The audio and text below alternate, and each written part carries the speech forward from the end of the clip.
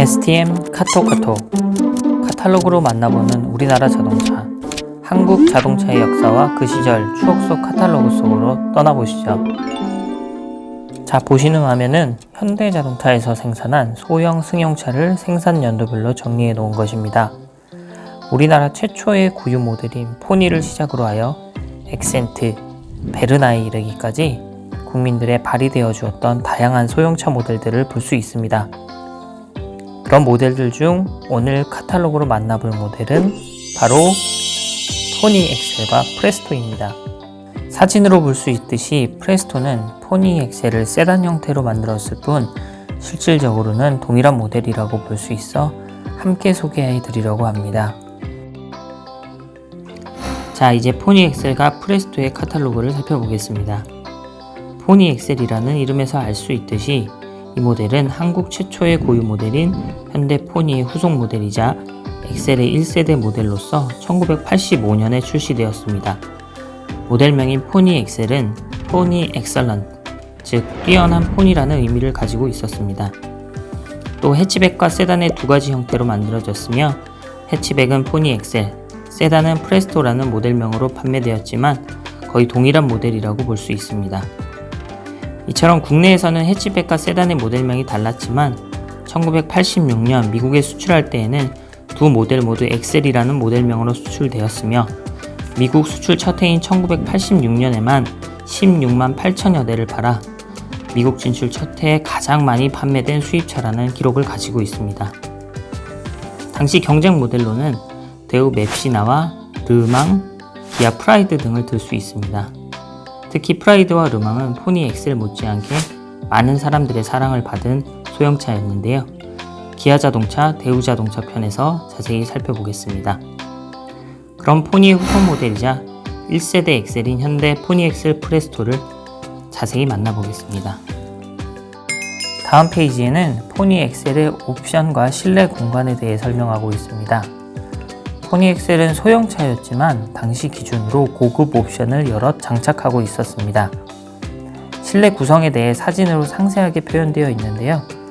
몇 가지만 살펴보겠습니다. 카탈로그 중간을 보게 되면 타코메타와 그래픽 모니터 등이 적용되어 있다고 쓰여 있는데요. 타코메타는 보다시피 엔진의 분당 회전수, 흔히 RPM이라고 하는 분당 회전수를 보여주는 계기판이며 그래픽 모니터는 자동차의 문 열림 상태 또는 배터리의 이상 유무 등을 보여주는 장치였습니다. 지금 기준으로 보면 너무나 당연해 보이는 이런 장비들이 당시 소형차에는 고급 옵션이었다고 하니 요즘 자동차들과는 많이 차이가 난다는 부분을 새삼 느낄 수 있습니다. 또 하나 특이한 부분은 옆 창문 습기 제거 장치, 사이드 디포거라고도 하는데요.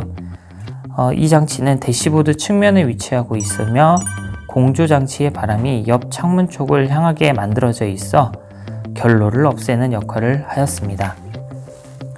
다음은 다양한 형태로 활용할 수 있는 실내 공간에 대한 설명도 되어 있습니다. 탑승 인원 및 적재물에 따라 뒷좌석은 다양한 형태로 변형이 가능했으며 트렁크룸은 짐을 싣기 편하도록 낮게 설계되었습니다. 지금의 해치백 자동차들과 비교해도 크게 다르지 않으며 실용적인 부분을 볼 수 있습니다. 다만 프레스토의 경우 세단 형태인 관계로 트렁크와 승객석이 분리된 구조로 제작되었기 때문에 시트의 형태를 바꾸거나 하는 등의 변형은 불가능하였습니다. 다음 페이지에는 엔진과 구동 방식에 대해 설명하고 있는데요. 엔진은 1300cc와 1500cc 두 종류로 판매되었습니다. 주목할 만한 부분은 구동 방식에 있어 FF 방식을 적용한 부분입니다. 흔히 전륜구동 방식이라고도 하는 이 방식은 엔진과 구동축이 모두 앞쪽에 위치하고 있어서 붙여진 이름입니다. 이전 모델인 포니가 후륜구동 차량이었던 것에 반해 포니 엑셀은 전륜구동 방식을 채택하였으며 한국 최초의 전륜구동 승용차였습니다. 전륜구동 방식은 후륜구동 방식보다 안정적 주행, 넓은 공간 확보 등 여러가지 장점이 있었습니다. 따라서 눈이 많이 오고 산이 많은 우리나라 여건상 눈길, 언덕길 등에서 후륜구동 방식의 자동차보다 안정적인 주행이 가능했으며 또 뒷좌석의 공간을 넓게 확보할 수 있어 패밀리카로도 큰 인기를 끌었습니다. 변속기는 5단 수동 변속기를 기본으로 3단 자동 변속기를 선택할 수 있었으며, 현재 대부분의 자동차들이 자동 변속기가 기본 사양인 것과 달리 자동 변속기가 선택 사양이었던 것을 볼 수 있습니다. 카탈로그 끝부분에는 실내 편의 장비 및 외관 등을 여러 장의 사진으로 보여주고 있습니다. 앞서 살펴본 타코미터와 그래픽 모니터, 옆 창문 습기 제거 장치를 볼 수 있으며, 요즘은 거의 쓰지 않는 카세트 오디오도 보입니다. 그 외에는 다양한 실내 편의 사양들에 대한 사진들이며, 뒷유리에도 와이퍼가 장착되어 있는 것을 볼 수 있습니다.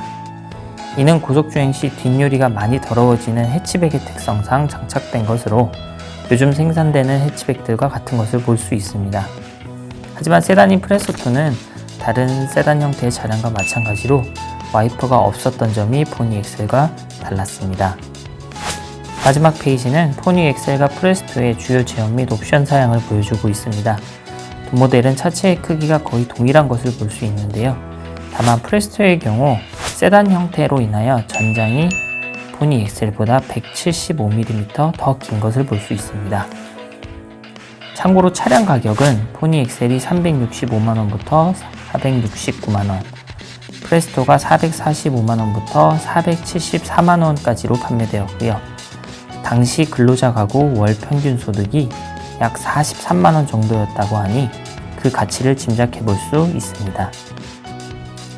여기까지 첫 번째 시간 현대 포니 엑셀 프레스토를 마무리하겠습니다.